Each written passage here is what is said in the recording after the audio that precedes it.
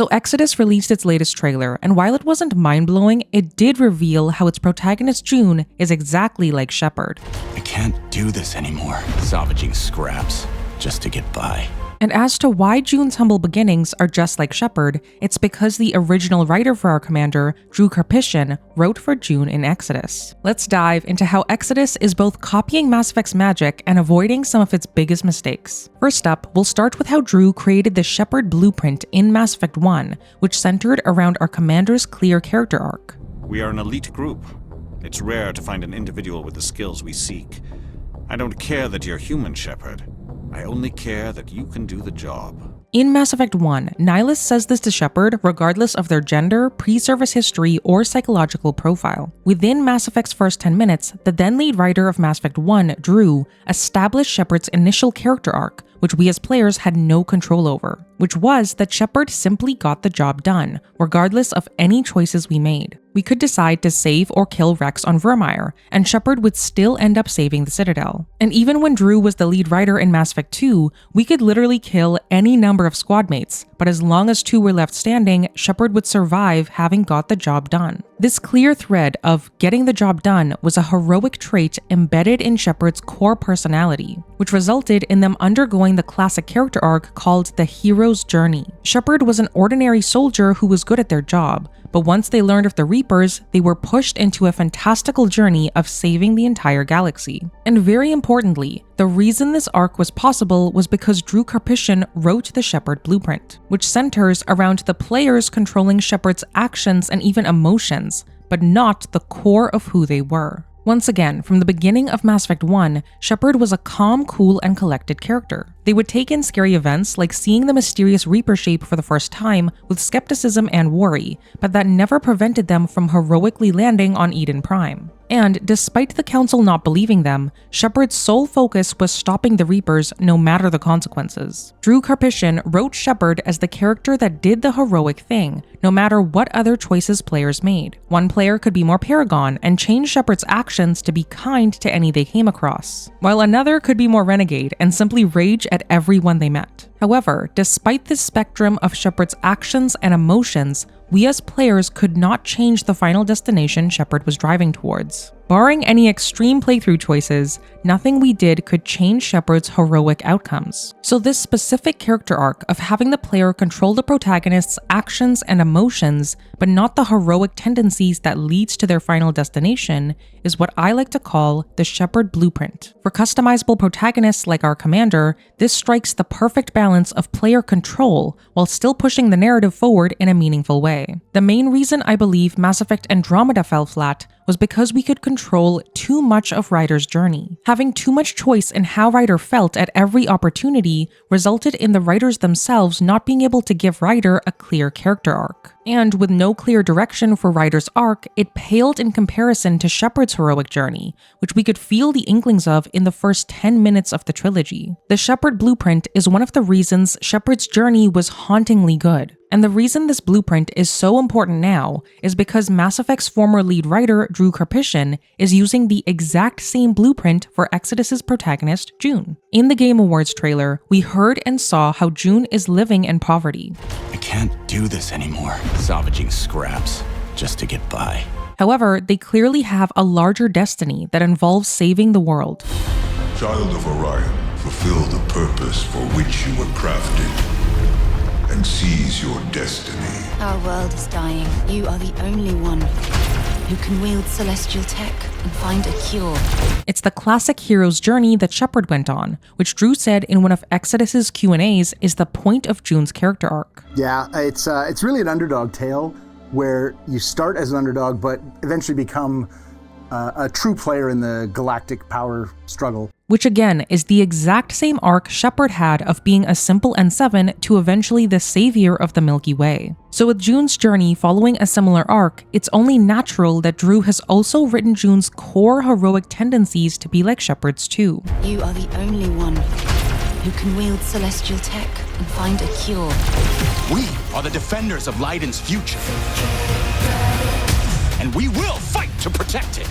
In the trailer, we can see how June will fiercely fight to protect Leiden's future, regardless of any choice we as players make. And the reason why they need to do this is because June is the only one who can wield celestial tech to save their world called Leiden, which follows the Shepard Blueprint perfectly because June's heroic tendency is leading them towards their eventual final destination. Their heroics isn't something we can change, just like how we couldn't change Shepard's heroic journey. As to the first part of the blueprint, Exodus has made it very clear on their website that our actions will drastically affect the fate of our companions and how we save June's world. We'll get to choose who to bring with us on missions, who to romance, and how to use the celestial tech we recover. But June's driving core tendency is to be heroic, which we probably won't have any control over. Now, as to how our actions will affect our companions, the trailer showed us that as well, but I'll get to that in a bit. For now, I want to focus on the biggest reveal from the trailer, which was of course its early 2027 release date. Obviously, avoiding the release of Grand Theft Auto 6 is Exodus's top priority, which explains why late 2026 wasn't ever in the cards. However, there's likely another reason why 2027 is the target year, which is tied to one of Mass Effect's biggest mistakes, which was of course the very unfortunate launch of Andromeda with less than stellar facial animations. Back in 2017, arguably the biggest mistake BioWare made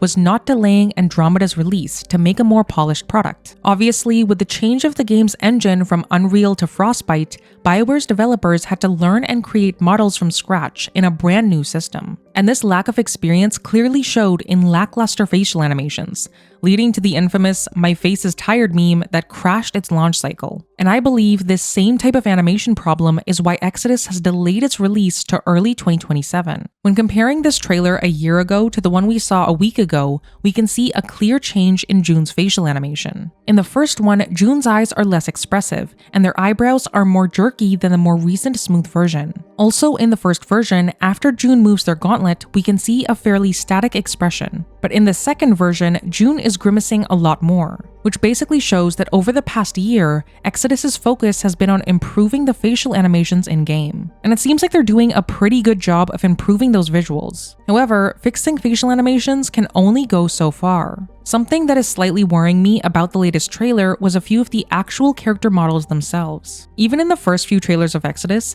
the character models not looking photorealistic really confused me. And in trying to analyze the trailers in general, it's very puzzling which scenes are actual cutscenes versus cinematics specifically made for the trailers. In some scenes, the models are a little off with how their face or hair looks, but in others, it looks relatively photorealistic with a lot of detail. I assume the majority of what we've seen are cutscenes in the game, but I can't really tell because the trailers don't list it as gameplay or otherwise, which in itself is kind of worrying. Clearly, the earlier scene was a cutscene, and they're doing really good on making June's facial expressions the best it can be. But we've also seen some contradicting character models, like Elise's side profile from the trailer compared to her front. The side profile shot is less photorealistic, with a more smooth facial texture, but the other shot we saw, at least to me, seems more photorealistic. I assume Exodus is moving towards the more photorealistic style just because that'd make more sense for a hard sci-fi, but I honestly can't tell because I've seen both art styles and they haven't really clarified much on the animation front. So for now, it looks like Exodus's delayed release date is to overhaul the visual experience because if anything, based on the trailers,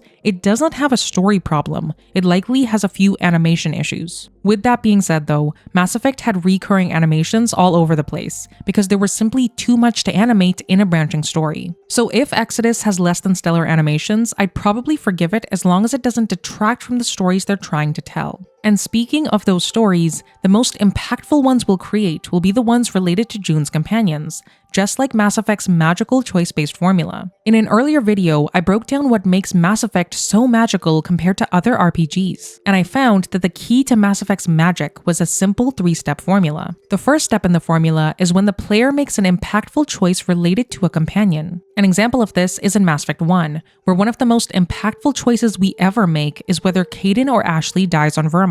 This companion choice then has to impact the plot of the game in a significant way. In the Vermeer choice, we experienced 2 separate plotlines in Mass Effect 1 with the companion we chose, which significantly impacted each player's experience. And finally, the absolute beauty of Mass Effect's magic was that that same choice also resulted in a ripple effect payoff in each sequel. Using the same example, who we chose on Vermeer impacted the plot of Mass Effect 2, with who chewed out Shepard on Horizon. And of course, it significantly impacted Mass Effect 3, with who eventually became the second human Spectre. This simple formula is what made Mass Effect's choices so incredibly magical across the entire trilogy. And it's this same formula that Drew Karpyshyn mentioned is the heart of Exodus. Yeah, our stories are about choice and characters. That's what makes a great story.